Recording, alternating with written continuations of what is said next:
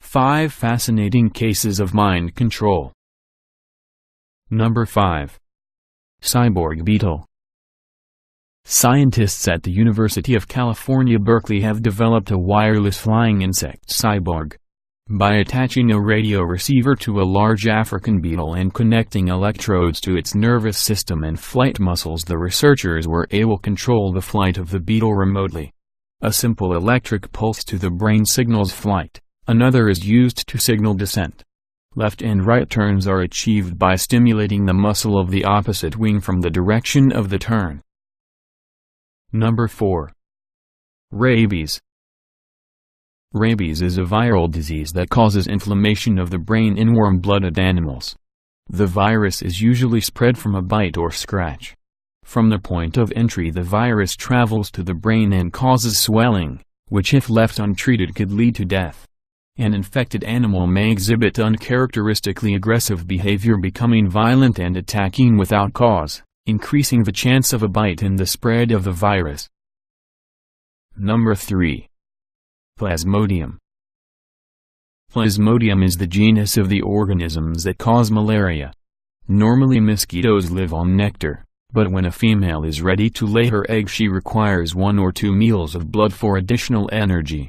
Mosquitoes that become infected by Plasmodium change their feeding habits.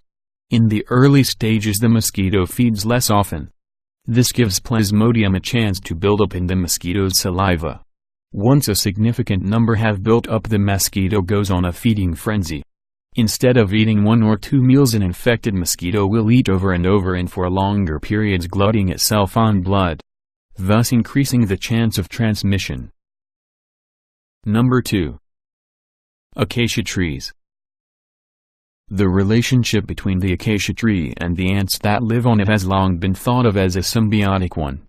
The trees provide nectar for the ants to feed on, and the ants protect the tree from other plants and animals that would potentially damage it. New research is showing that the relationship is more one-sided than originally thought. It turns out that the acacia tree is able to produce chemicals that actually drive the ants into a defensive frenzy. It also turns out that the tree can also produce chemicals to drive the ants away completely, like when it is time to produce more pollen. The chemical is thought to be in the pollen itself. So after it has all been carried off by bees and birds, the ants return. Number 1. Ichneumon numerius. Ichneumon numerius is a wasp that parasitizes the Ocon blue butterfly. When Numerius detects an Ocon caterpillar inside the ant's nest, it, like the caterpillar, releases its own chemical cocktail. The ants are repelled from the wasp and driven into a frenzy, even going so far as to attack each other. In the confusion, the wasp slips into the lair, locates the caterpillar and deposits an egg inside it.